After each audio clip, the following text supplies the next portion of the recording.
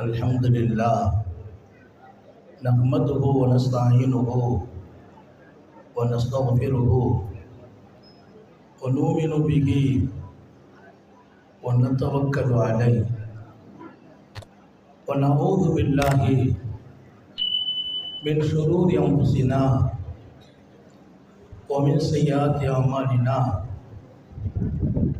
मन यहदिहिल्लाहु फला मुदिल्ल लहु वमन युद्लिल फला हादिय लहु वनशहदु अन ला इलाहा इल्लल्लाहु वहदहु ला शरीका लहु वनशहदु अन्न सय्यदना व नबियना व मौलाना मुहम्मदन अब्दुहु व रसूलुहु अरसलहु बिल हक़्क़ि बशीरन व नज़ीरा व दाइयन इलल्लाहि बिइज़्निहि वसिराजम मुनीरा सल्लल्लाहु अला सय्यिदना मुहम्मदिन व आलिहिल अबरार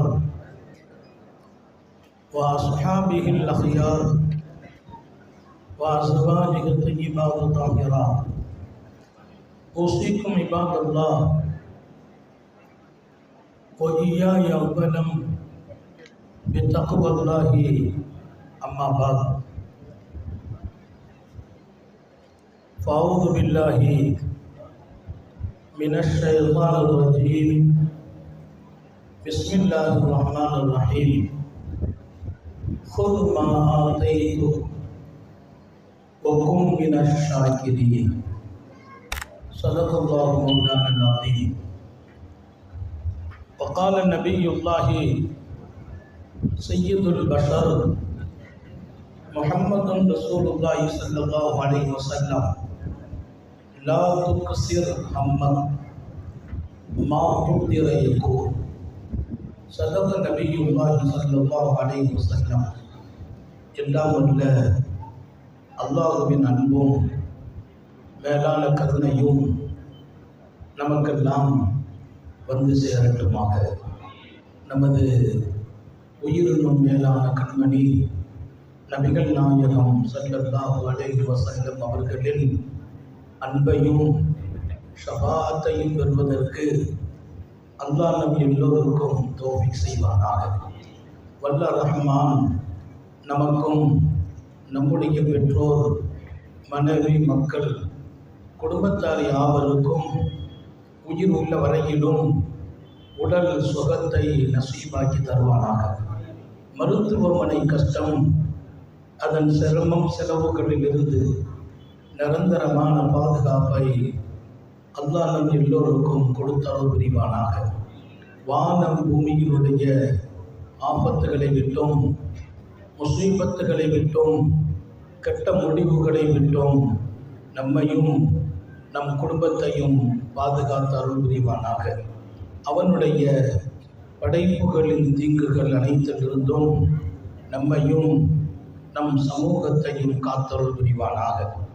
அல்லாஹ்வின் மகத்தான பேரருளால் எங்களது அன்பு சகோதரர்கள் கைரி உலமாக்களின் பேரவை நடத்துகிற சிறப்பான இந்த நிகழ்வில் மிக அற்புதமான வழிகாட்டுதலை நமக்கு தர இருக்கிற எங்களுடைய ஆன்மீக பேராசான், எங்களை எல்லாம் படிப்படியாக உருவாக்கி சமூகத்திலே நிறுத்தி அழகு பார்க்கிற அல்லாமா கன்சுல் உலூம் ஓயம் ஹதரத் குப்லா தாமத் பரக்காத்துஹு அல்லாஹ் அவர்களின் ஹயாத்தில் பரக்கத் செய்வானாக, சுகத்தில் பரக்கத் செய்வானாக, நிம்மதியில் பரக்கத் செய்வானாக.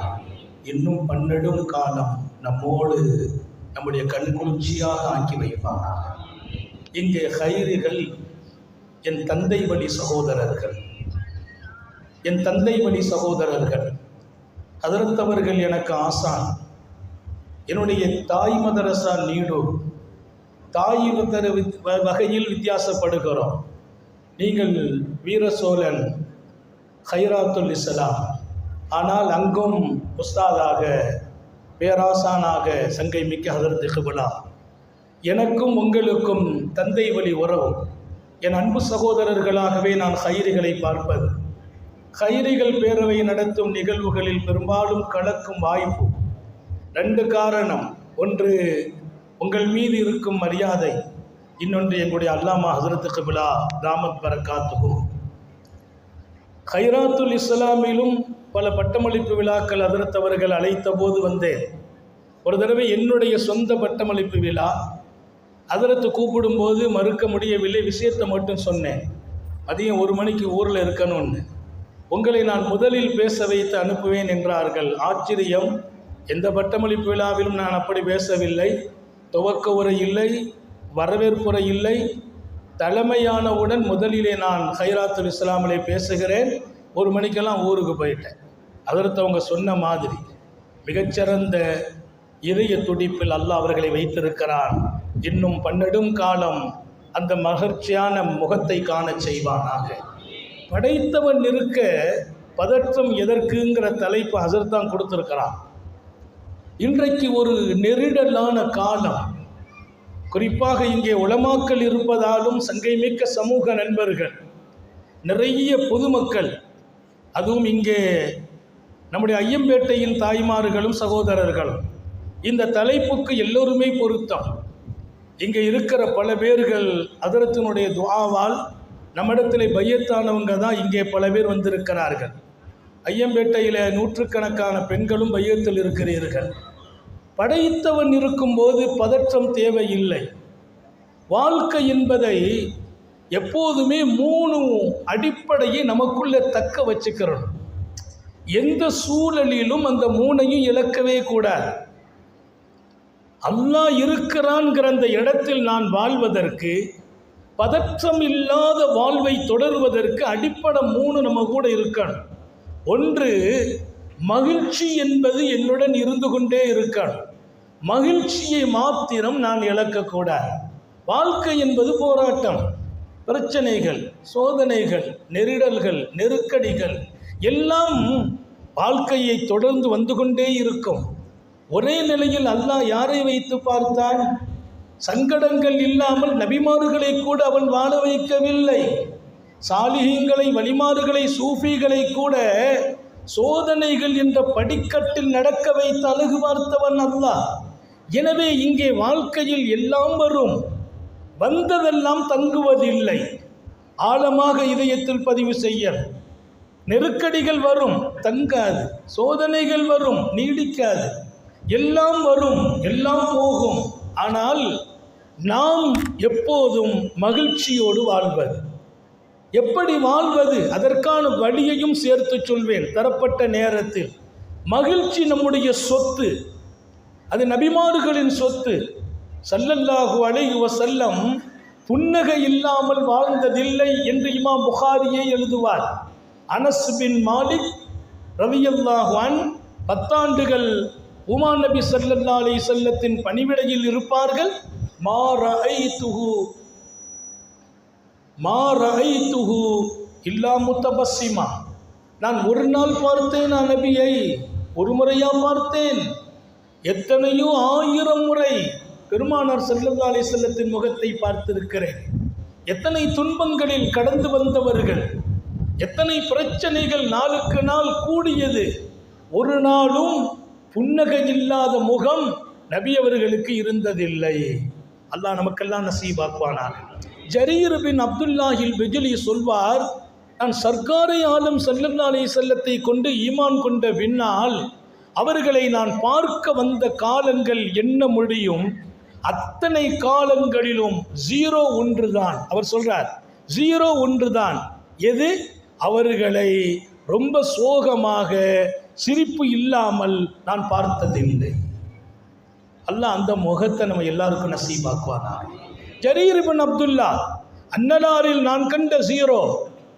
அவர்கள் சிரிப்பில்லாத முகம் இல்லை, சிரிப்பு தான், புன்னகை. எனக்குள்ள கவலையை என்னை சந்திக்கிறவங்கள்ட்ட காட்டுறது இல்லை. அவங்க நினைக்கணும், ஓ நல்லா இருக்காங்களே நினைக்கணும். யஹ்ஸபுஹுமுல் ஜாஹிலு அக்னியா, பரம ஏழைகள், சாப்பிட வழி இல்லை, உடுத்த வாய்ப்பில்லை.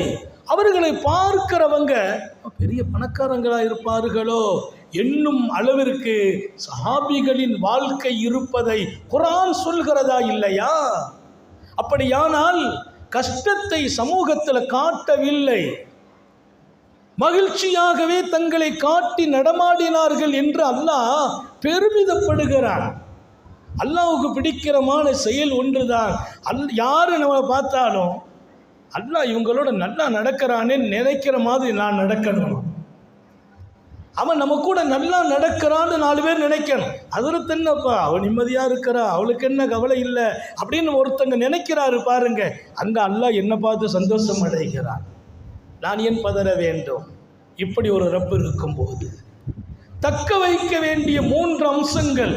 ஒன்று, என் சந்தோஷம் காலத்தால் காணாக்கி விடாதீர்கள், சந்தோஷம் காணாகும் இடத்தில் நிற்காதீர்கள், நடக்கும் நிகழ்வுகளுக்குள்ளால் சந்தோஷத்தை அழித்து விடாதீர்கள். அதனால எதுவுமே நடக்காதுன்னா சொல்ல முடியாது, எல்லாம் நடக்கும், ஆனால் சந்தோஷம் இருக்கணும். நம்பர் 2, நிம்மதி. நிம்மதி என் வாழ்க்கையாக வேண்டும். எப்போதுமே நான் அமைதியாகவே காட்சி அளிக்கணும். என்னுடைய மனம் அப்படி இப்படி அலம்புதல் கூடாது. மனது நிறைவு காணும் இடம். வாழ்க்கையில் எதை கண்டும் நான் நிம்மதியை இழந்துடக்கூடாது. சில பேர் சொல்லுவாங்க, கொஞ்ச நாள் நிம்மதியே இல்லை, அந்த வார்த்தையை என் வாழ்க்கையில் நான் சொன்னதே இல்லை. ஞாபகம் வையுங்கள், எனக்கு நிம்மதி கொடுப்பவன் என்று அல்லாஹ் தன்னை அடையாளம் காட்டுகிறான். அவன் இருக்கும்போது நான் எப்படி நிம்மதி இழப்பது? ஒகுவமாக்கும் ஐனமாக்குந்தும், நீங்கள் எங்கே இருந்தாலும் ஆகாயத்தில் பறக்கிறீர்களா, விமானத்திலே, கப்பலிலே, தரையிலே, வீட்டிலே, குடும்பத்தில், சமூகத்தில், அரசியலில், ஆன்மீகத்தில், நீங்கள் எங்கே இருக்கிறீங்கப்பா?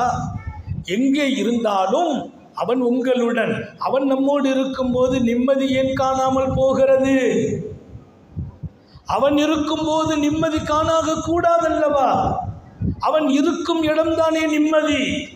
அல்லாஹ் எங்கே என்ற கேள்வி ரசூலிடத்தில் கேட்கப்பட்ட போது சர்க்காரை ஆலம் ஸல்லல்லாஹு அலைஹி வஸல்லம், வல்லாஹு ஃபீ குலூபி இபாதிஹில் முஃமினீன், மூமின்களின் இதயத்தில் அல்லாஹ் இருக்கிறான். அல்லாஹ் இருக்கிற இடமே என் இதயம் என்றால் அந்த இதயம் எத்தனை அமைதி பெற வேண்டும், அந்த இதயத்தில் எத்தனை நிம்மதி இருக்க வேண்டும். நிம்மதியை நான் காணாக்கிவிட்டு என் நிம்மதியை இறைவன் எடுத்து விட்டான் என்று ஒரு குற்றச்சாட்டை அல்லாஹ்வின் மீது சொல்வதா? காணாக்குவது நான். பிரச்சனைகளின் போது நிம்மதியை காணாக்குவதா? கைதிகளாக பிடிக்கப்பட்ட சஹாபிகள் நிம்மதியை காணாக்கவில்லை, சிறைச்சாலையிலும் நிம்மதி கண்டார்கள். எதிரிகள் அவர்களை நெருப்பிலே போட்டு பொசுக்க நினைத்த போது நிம்மதியை வைத்திருந்தார்கள். கொதிக்கும் எண்ணெயிலே தூக்கி போடுவோம் என்று சொன்னபோது நிம்மதியை காணாக்கவில்லை. அப்துல்லா இப்னு உதாபத்து சாமி சொல்வார், என் நிம்மதி என்னுடன் வந்த தோழரை தூக்கி அவர்கள் நெருப்பில் கொதிக்கும் எண்ணெயில் போட்டபோது என்னை கொண்டு காட்டுறாங்க, பார் துடிதுடித்து அவன் மரணிக்கிறான், இந்த நிலை உனக்கு வேண்டாம் என்றால் என்று என்னை அவர்கள் எச்சரித்த போது அப்போதும் நான் நிம்மதியாக இருந்தேன். அடுத்து என்னதான் தூக்கி போடுவாங்க, அந்த நிம்மதி. அவர் சொன்னார், என்னை தூக்கி போடும் சக்தி அவர்களுக்கு அல்லாஹ் கொடுக்கல என்றார். அப்துல்லா இப்னு உதாபது சாமி மாணவியின் அன்பு தோழர். ஏன்? எனக்கு நம்பிக்கை இருந்தது, என்னுடன் என் ரப்பு இருக்கிறான், ஏன் பதற்ற வேண்டும், ஏன் பதறணும்? நம்ம பலகீனம், நஃப்ஸினுடைய ஆதிக்கம் மிகைக்கிறது, ஷைத்தானின் ஊசலாட்டம் மிகைக்கிறது. நஃப்ஸினுடைய ஆதிக்கத்தை அழிப்பதுதான் மஷாயிகளுடைய வேலை, ஷேகுமார்களுடைய வேலை. ஒவ்வொரு ஆசான்களும் தங்கள் பிள்ளைகளை நஃப்ஸை அவர்களோடு எத்தனை பாதுகாப்பான இடத்தில் வைக்க முடியோ வச்சுட்டு இருக்கிறாங்க. நஃப்ஸுங்கிறது அது அமைதி பெறாது, அமைதி பெற விடாது, ஏதாவது ஒன்றில் நம்ம லாக் ஆகிக்கிட்டே இருக்கும். சாபாக்களை பற்றி பெருமானார் சொர்க்கத்தில் நிழல் கிடைக்கிற 7 பேரை பற்றி பேசுகிறாங்க. ஒரு ஹதீஸு அதில் பேசுகிறாங்க, ஒரு கூட்டம் உங்கள் பள்ளிவாசலுக்கு வருவாங்க, பள்ளிவாசலை விட்டு வெளியில் போவாங்க. ஓ குலூபுகும் அல்லக்கத்துன் பில் மஸ்ஜிதுன்னாங்க. அவங்க உள்ளம் அது பள்ளிவாசலில் இருக்கும். மால்லக்கான்னு சொன்னால் ஒரு கம்பியில் தொங்க போட்டு போகிற மாதிரி. நான் என் துண்டை தூக்கி அவனை ஒரு துண்டு பள்ளிவாசலில் ஒரு கம்பியில் தொங்க போட்டுட்டு போயிடுறது. பஜாருக்கு போகிறது, கடைக்கு போகிறது, வீட்டுக்கு போகிறது, மனைவியோடு இருக்கிறது, பிள்ளைகளோடு இருக்கிறது. ஆனால் உள்ள இங்கே இருக்கும். அப்படின்னா என்ன? அவர்கள் அல்லாஹ்வுடன் இருக்கிறார்கள். மஸ்ஜிதில் மாத்திரம் அல்ல, மஸ்ஜிதை விட்டு வெளியில் போனாலும் அவங்க கல்புல அல்லாஹ் வச்சுட்டு இருப்பாங்க. மீண்டும் இங்கே தான் வர சொல்லும். அர்ஷுடைய நிழல், நஃப்ஸுக்கு இடமே இல்லை. அன்பர்களே, ரப்புல் ஆலமீன் அல்லாஹ் நம்முடைய வாழ்க்கையில் அமைதியை அவன் பிரியப்படுகிறான். அல்லதீன ஆமனு வ தத்மயின்னு குலூபுஹும் பிதிக்ரில்லாஹ். நம்பிக்கையாளர்கள் அல்லாஹ்வின் நினைவிலேயே அவங்க உள்ளம் நிம்மதி பெறுகிறது. அப்போ நிம்மதி குறையுதா? அவன் நினைவு நமக்கு குறைஞ்சிருக்குதுன்னு அர்த்தம். அல்லாண்டு சொல்றது இல்லை, அதுவும் நிம்மதியை தரும். அவன் நினைவு சதாவும் இருக்குமையானால் அவங்க உள்ளம் அவன் நினைவிலேயே நிம்மதி. ரப்பு இருக்கிறான், என்னோடு இருக்கிறான், இப்போது இருக்கிறான். எதிரியின் வேகம் கூடி இருக்கிறது, அதில் போய் மனசு லாக்காகாது.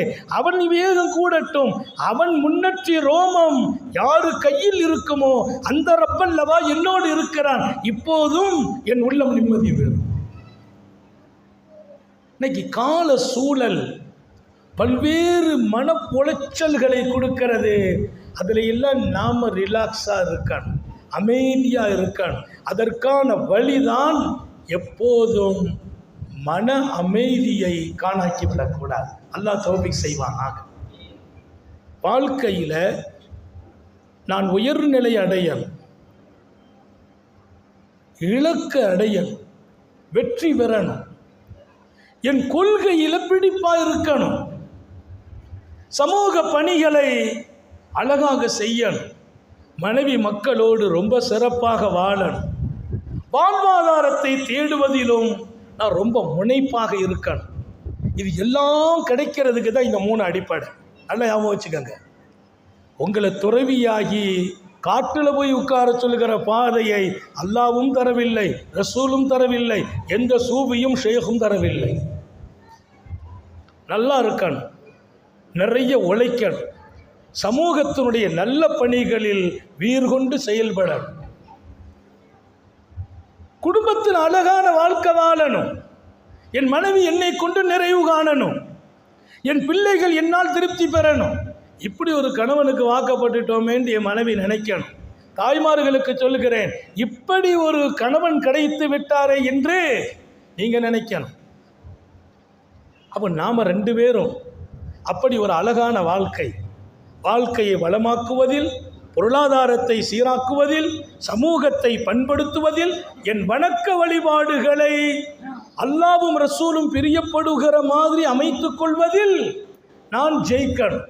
நாளுக்கு நாள் உயரம் தொட்டுக்கொண்டே போகணும். அதற்கு இந்த 3 அடிப்படை இருக்க வேண்டும். முதலில் மகிழ்ச்சி நம்முடன் எப்போதும். 2வது எப்போதும் நான் நிம்மதியாக இருக்கணும். எனக்கே நிம்மதி இல்லைன்னா என்ன தொழ முடியும், என்ன வணங்க முடியும்? பெருமானார் ஒரு துவா கேட்டாங்க தெரியுமா? மர்அத்தன் சாலிஹத்தன் முஈனத்தன் அலா அம்ரி தீனி. 4 விஷயத்தை கேட்டாங்க. லிசானன் தாக்கிரன், ஓ கல்பன் ஷாக்கிரன், ஓ பதனன் சாபிரன். உன்னை நினைவு கூறுகிற நாவு வேணும், நன்றி சொல்லும் இதயம் வேணும், கஷ்டங்களை தாங்கும் உடல் வேணும். 3 விஷயம் கேட்டுட்டாங்க. 4வது கேட்குறாங்க, என்னுடைய தீனுக்கு தோள் கொடுக்கிற பற்றுள்ள மார்க்க சிந்தனை உள்ள மனைவி வேணும். எங்க இந்த நாளில் என்ன லிங்க் தொடர்பு பாருங்க. உடல் வேணும், சோதனை தாங்குகிற உடல், விக்ரு செய்கிற நாவு, நன்றி சொல்லும் இதயம். இந்த 3ம் ஒரே தொடரில் வருது. 4வது நல்ல மனைவி வேணும். அந்த ஹதீஸுக்கு விளக்கத்தை போய் பாருங்கள். நிம்மதியாக நீ இருக்கணுமா, நன்றி சொல்லணுமா, திக்ரு செய்யணுமா, கஷ்டங்களை எல்லாம் தாங்கணுமா, இது எல்லாம் கிடைப்பதற்கு நல்ல மனைவி அமைஞ்சா போதும்னு எழுதுறான். மனைவி சரியில்லையா, நீ எப்போதும் நோயாளி மாதிரி தான் இருக்கணும், சங்கடம் தான் இருக்கும். எப்போ பார்த்தாலும் கவலை, வீட்டுக்கு போனால் டென்ஷன், மனைவி ஏதாவது சொல்கிறாங்க, கணவனுக்கு மனைவிக்கு ஒத்து போகல, வாழ்க்கை இருண்டு போகிறது, வாழ்க்கை இருண்டு போகும். இந்த மூணும் சரியாகுவதற்கு ஒரு நல்ல மனைவி அமைந்தால் இவர் ராகத்தாகிறார். பெருமானாருடைய துஆவில் இருக்கிற பொருள். இங்கே நான் 3வது அம்சத்துக்கு வருகிறேன். அப்போ நிம்மதி என்னோடு இருக்க வேண்டும், சந்தோஷம் எப்போதுமே என் வாழ்க்கையாக வேண்டும், காணாக்கக்கூடாது. அது காணா போனால் 3வது அச்சமற்ற நிலை இருக்க வேண்டும், எதுக்கும் பயப்படக்கூடாது.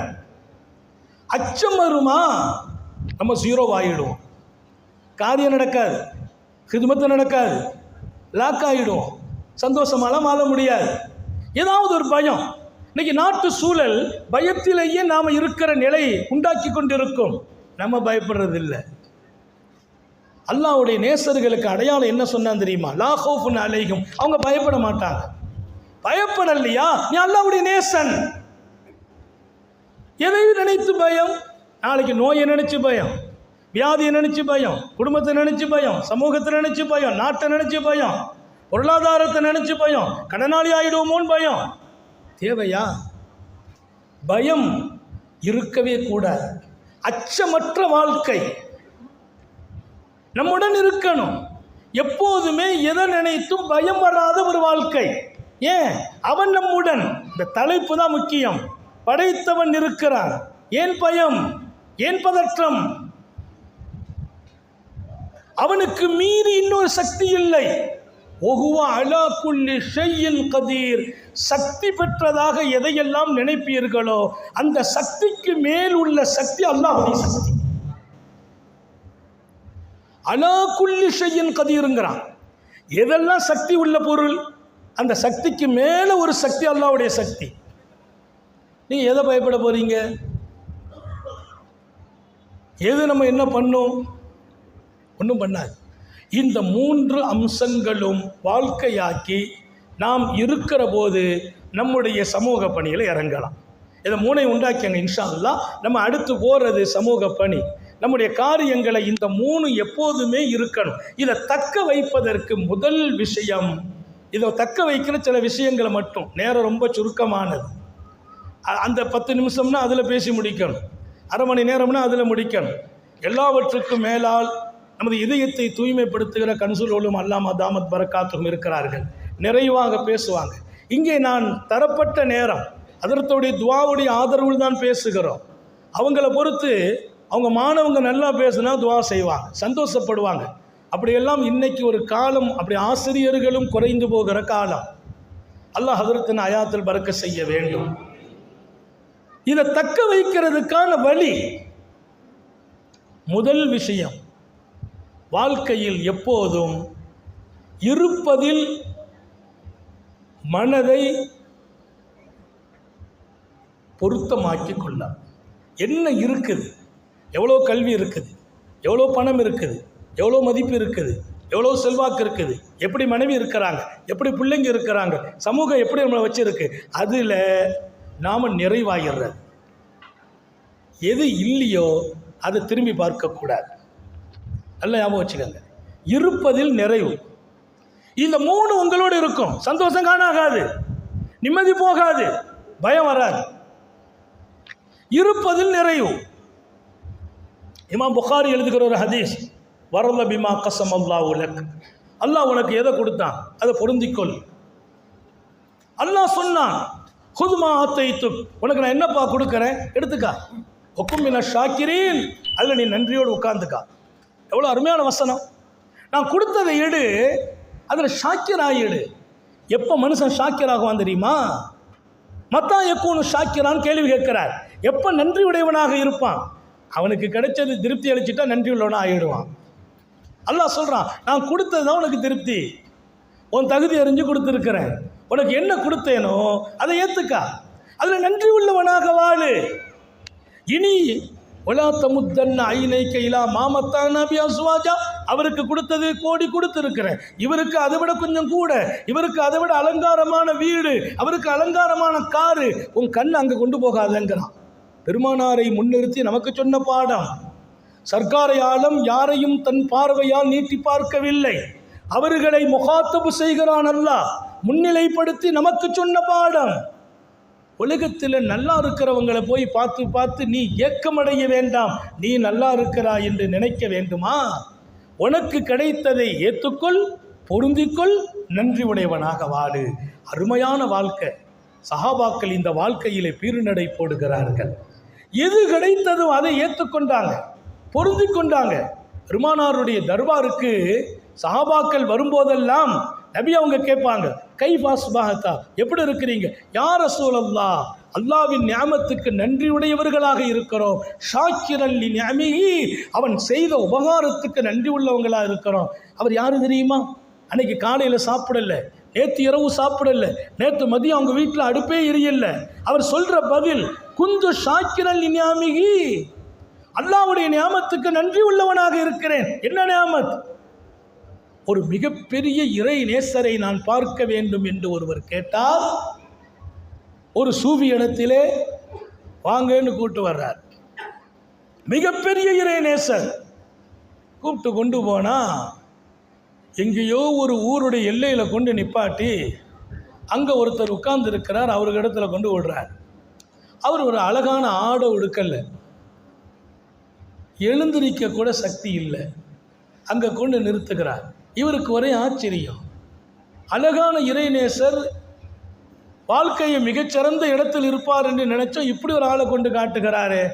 அங்கே கிட்ட போனவன் அவர் ஓதிட்டு இருக்கார், அல்ஹம்துலில்லாஹ் அல்லதி ஆஃபானி மிம்மா இபுத்தலா பிஹி கசீரம் மின் இபாதிஹி.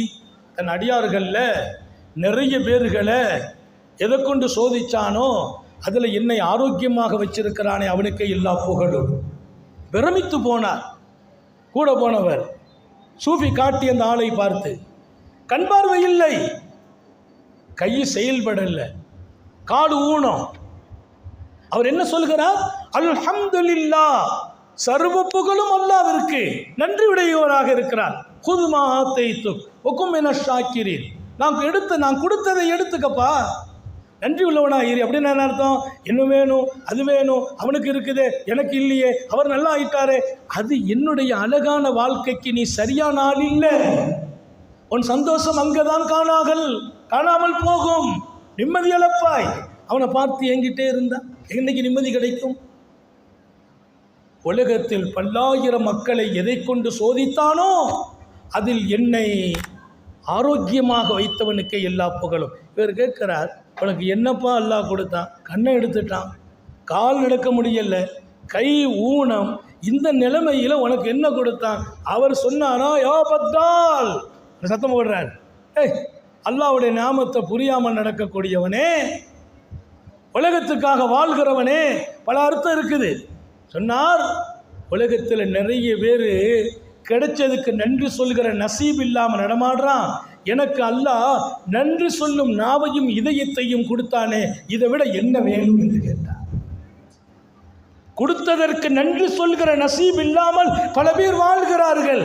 எனக்கு நான் சொன்னேனே, ஆஃபானி மிம்மா இபுத்தலாபி கசீரம் என்னன்னா, நிறைய பேர்களை சோதிச்சிருக்கிறான், கோடி கோடியாக கொடுத்தான், நன்றி சொல்கிற மனசு இல்லை, அவனை புகழ்கிற நாவு இல்லை. ஆனால் எனக்கு நன்றி சொல்கிற உள்ளான் புகழும் நாவை கொடுத்தான், என்ன ஆரோக்கியமாகத்தானே வச்சிருக்கான்னு சொன்னாரா. இவர் சொன்னார், சுப்ஹானல்லாஹ், இப்படி ஒரு நேசரை நான் கண்டதில்லை. அல்லாஹ் நமக்கு அந்த நிலையை நசீபாக்கி தருவானாக. ரெண்டாவது உள்ளதை மாத்திரம் சொல்லி முடிக்கிறேன். இது ஒரு நீண்ட பட்டியல், ஆனாலும் நேரம் ரொம்ப கவனத்திற்குரியது. ரெண்டாவது, நிகழ்காலத்தில் வாழுங்கள். நிகழ்காலத்தில் வாழுங்கள். நம்ம வாழ்கிற காலம் இந்த காலம்தான், இதில் வாழுங்க, நிம்மதியாக இருப்பீங்க, அச்சமே வராது, அமைதி போகாது. நிகழ்காலத்தில் வாழணும், கடந்த காலத்தை பற்றி யோசிக்காதீங்க. ஃபாத்த மாஃபாத், போனது போச்சு, இவ்வளோதான். போன வருஷம் அப்படி ஆகி போச்சே, நான் கொஞ்சம் உஷாராக இருந்தால் இப்படியெல்லாம் ஆக்கியிருப்பேன்னு, கொஞ்சம் நான் புத்திசாலித்தனமாக நடந்திருந்தா அந்த சொத்தை இழந்திருக்க மாட்டேன். தேவையா? கடந்த காலம் உங்களை கவலையில் ஆழ்த்தும். பெருமானார் வருகிறார்கள், அப்துல்லா இப்னு மஸ்ஊத் உட்கார்ந்து இருக்கிறார். ஹதீஸ் அப்படி வர்ணிக்குது பாருங்க, இப்படி வச்சுட்டு உட்கார்ந்து இருந்தாங்களாம். ரெண்டு கையையும் தன் நாடியை தாங்கி உட்கார்ந்திருக்கிறார். சர்க்காரையாலும் பார்த்துட்டாங்க. பெருமானார் யாரு கவலையா இருந்தாலும் விடமாட்டாங்க. இப்னு மஸ்ஊத் லா துக்ஸிர் ஹம்மக், ஏன் கவலைப்படுறப்பா, அதிகமாக கவலைப்படாத. பெருமானார் சொன்ன வார்த்தை ஹதீஸில் பதிவு. இப்னு மஸ்ஊத் கவலை அதிகப்படுத்த வேண்டாம். இப்படி உட்கார்ந்துட்டாலே ஏதோ ஒன்று நினைச்சு கவலைப்படுறான்னு அர்த்தம், ஏதோ இழந்ததை நினைக்கிறாருன்னு அர்த்தம். வேண்டாம், கவலைப்படாதீர், கவலை அதிகப்படுத்தாதீர். மா குத்திர யகூன், எது உனக்கு தீர்மானிக்கப்பட்டதோ அது கிடைக்கும். அந்த மௌத்தா போகிற அளவுக்கு ஒருத்தர் சோமில்லாமல் படுத்திருக்கிறாருன்னா அவரை போய் நீ நல விசாரிச்சுட்டு கவலைப்படாதீங்க, இன்னும் நீண்ட ஆயுஸ் வாழ்வீர்கள் என்று சொல்லுங்கள் என்றார்கள் நபிகள் நாயகம். ஏன்னா அவர் மௌத்தை நினைச்சிட்டு பயந்துட்டு இருக்கிறாரு, நீ போய் சொல்லணுமா இன்னும் நீண்ட ஆயுஸ் வாழ்வீர்கள் சொல்லிட்டு சொன்னாங்க. நீ சொன்னதால விதியெல்லாம் ஒன்றும் மாற்ற முடியாது, ஆனால் அவர் சந்தோஷப்படுவார் பாரு, அதில் ஒரு கால் எல்லாம் ஹயாத்தை நீட்டுறான்னு நீட்டி விட்டுருவாங்கிறான். ஒரு நோயாளிக்கு கூட மங்களமும் மகிழ்ச்சியும் நிறைந்த சொற்கள் உங்கள் நாவில் நடமாடட்டும். எப்படி ஒரு வாழ்க்கையை நோக்கி ரசூல் பயணிக்க செய்கிறாங்க. அப்போ நிகழ்காலம் முக்கியம். நான் இன்னும் ஒரு நிமிஷத்தில் முடிக்கிறேன். ஈசா அலைஹிஸ்ஸலாம் சொன்னாங்க, அத்துன்யா சலாசத்து ஐயாம், உலகம் 3 காலம். ஒன்று அம்சி, நேற்று முடிஞ்சு போச்சு. இன்னொன்று கதன், நாங்கள் நாளை நமக்கு உறுதி இல்லைன்னாங்க. நேற்று முடிஞ்சு போச்சு, நேற்று நினச்சி கவலைப்படாத, நாளை நினச்சி பயப்படாத. நிறைய பேர் பயப்படுறாங்க. என்னப்பா, குழந்தைகள்லாம் சின்ன பிள்ளையாக இருக்குது, உடம்பெல்லாம் பயமாக இருக்குது, டாக்டர் பல நோய் இருக்குங்கிறாங்க, இந்த பிள்ளைங்களுடைய எதிர்காலத்தை நினச்சா கவலையாக இருக்குது, பயமாக இருக்குது. அந்த கவலை பயத்தை அழிக்கணுமா, நாளையை நினைத்து கவலைப்படாதே. இதா அஸ்மஹத்தா ஃபலா துஹத்திஸ் நஃப்ஸக பில் மஸா. இப்னு அப்பாஸனுடைய இப்னு உமருடைய கையை பிடிச்சி ரசூல் கூட்டு போய் சொன்னாங்க, இப்னு உமர் மாலை நேரத்தை பற்றி இப்போ பேசாத, காலையில் இருந்தால் இதான் அஸ்பஹத்தா ஃபலா துஹத்திஸ் நஃப்ஸக பில் மஸா. காலையில் எப்போது நீ துவக்கி வந்து விட்டாயோ மாலையில் என்ன நடக்கும் அதை பற்றிலாம் பேசாத. காலை நேரம் ஹாப்பியாக இருக்கணும், மகிழ்ச்சியாக இருக்கணும். இப்போ என்னென்ன செய்யலாம், இதை எப்படி பயன்படுத்தலாம், எப்படி இதை கொண்டு ஹாப்பி பெறலாம், மகிழ்ச்சி பெறலாம், அதை பாரு. மாலை நிலையில் நினைச்சு கவலைப்படுறதா? நான் அதனால் சொல்லுகிறேன், நிகழ்காலத்தை தக்க வையுங்கள். உலகம் 3 நாள், ஒன்று நேற்று முடிந்து போனது, இன்னொன்று நாளை, அதை நினைச்செல்லாம் கவலைப்படாதீங்க. இப்போது இருப்பது பாக்கியமான காலம், பயன்படுத்துங்கள். இப்போ நிம்மதியாக இருக்கணும், ஜாலியாக இருக்கணும், சந்தோஷமாக இருக்கணும். என்ன ஜாலி? அல்லாஹ் ரசூல் விரும்பும் ஜாலி. திருப்தியாக இப்போ நீ வாழணும். உனக்கு இருக்கிறத நினச்சி மனைவியை பார்த்து பிள்ளைகளை பார்த்து ஒரு மகிழ்ச்சியாக வாழணுமா, இப்போ வாழணும். நாளைக்குள்ளதை பற்றி இப்போவே கவலைப்பட்டு இன்னைக்கே மகிழ்ச்சியை தொலைப்பதா? எனவே தான் ரசூல் சொல்கிறாங்க, மாலையை பற்றி இப்போ யோசிக்காதே. எவ்வளவு அருமையான பாடம். எனவே இந்த உலகில் நான் எப்போதும் என்னுடைய சேவையை, என் பணிகளை, என்னுடைய சமூக சிந்தனைகளை, என் வாழ்வாதாரத்தை வளர்ப்பதை, இறைவனின் நேசத்தை பெறுவதை ஒரு திருப்திகரமான ஈடுபாடோடு ஆக்கிக் கொள்வதற்கு ரொம்ப ரொம்ப முக்கியம். கவலை இல்லாமல், பயம் இல்லாமல் நான் வாழ்வதற்கு மிக முக்கியம். அடிப்படையை நீங்கள் பேணுங்கள். சந்தோஷத்தை தக்க வைப்போம், நிம்மதியை தக்க வைப்போம், அச்சமற்ற வாழ்க்கையை நோக்கி பயணிப்போம். அதை உருவாக்கி தருகிற நிறைய பாடங்களில் ஒன்றுதான் 2 மாத்திரம் சொல்லியிருக்கிறேன். அவன் கொடுத்ததை கொண்டு பொருந்தி கொண்டு நன்றி உடையவர்களாக வாழுங்கள். என்ன கிடைக்கலங்கிறத பற்றி கவலைப்படாதீங்க, கேளுங்க, இன்னும் கிடைக்கணும்னு கவலைப்படுறதா? 2வது, நிகழ்காலத்தில் வாழுங்கள். கடந்த காலத்தை பற்றியெல்லாம் இப்போ யோசிக்க வேண்டாம். நாளைக்கு என்ன நடக்கும், அரசியல் என்ன மாற்றம் வரும், நல்ல மாற்றம் வரணும்னு துவா செய்யுங்க. நாளைய நிலை குறித்து நீங்கள் பயம் வேண்டாம், இப்போது வாழுங்கள். இந்த காலம் பொற்காலம். எல்லாம் அல்ல அல்லாஹ் அப்படி ஒரு அருமையான வாழ்க்கையை நீங்களும் நானும் சமூகமும் தொடர்வதற்கு தௌஃபீக் செய்வானாக. சோதனைகளிலிருந்து பாதுகாப்பானாக, கெட்ட முடிவுகளிலிருந்து பாதுகாப்பானாக. விடும் மூச்சும் எழும் பேச்சும் அவன் சிந்தனையாக்குவானாக. ஓடும் இரத்தத்திலும் அவன் அன்பும் இஷ்கும் கலந்து ஓடச் செய்வானாக. நாம் பெற்ற பிள்ளைகளை கண்குளிர்ச்சியாக்கி வைப்பானாக. நம்முடைய பிள்ளைகளின் இல்மிலும், ஈமானிலும், அமலிலும், ரிஸ்கிலும் அல்லாஹ் பரக்கத் செய்வானாக. ஹயாத் வரையிலும் ஆஸ்பத்திரி வாழ்க்கையிலிருந்து பாதுகாப்பானாக, அதன் செலவு சிரமங்களிலிருந்து பாதுகாப்பானாக. நாமோ நமது குடும்பமோ முடங்கி விடாமல், செயல் இழந்து விடாமல், யாருக்கும் சுமையாகி விடாமல் பாதுகாப்பானாக. நாம் பெற்ற பிள்ளைகளுக்கு கண்குளிர்ச்சியான எதிர்காலத்தை வழங்குவானாக. திருமணமாகாதவர்களுக்கு ஜோடி பொருத்தங்களை வழங்குவானாக. குழந்தை இல்லாதவர்களுக்கு குழந்தை பாக்கியங்களை வழங்குவானாக.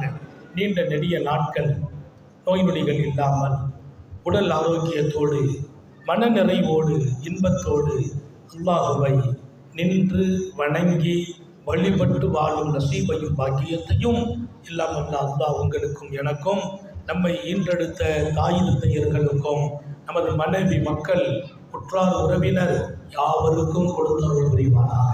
நமது உயிரினும் மேலான கண்மணி ஹாத்தமுன் நபியின் சர்க்காரை ஆலம் சுந்தர நபிகள் ஸல்லல்லாஹு அலைஹி வஸல்லம் அவர்களை கனவிலும் நனவிலும் கண்டுகளிக்கும் பெரும் பாக்கியத்தை அல்லாஹ் நம் எல்லோருக்கும் கொடுத்தருள் புரிவானாக என்ற நல்ல துஆக்களோடு உங்கள் எல்லோருடைய துஆவை, குறிப்பாக உலமா பெருமக்களின் துஆ, என்னுடைய உஸ்தாதுனா அல்லாமா ஷேகுனா ஹதரத் தாமத் பரக்காத்துனுடைய உயிரோட்டமான துஆவை ஆதரவு வைத்து என் வார்த்தைகளை எங்கள் ஹைரிகளின் நலனுக்கு ஆசைப்பட்டவனாக நிறைவுபடுத்துகிறேன்.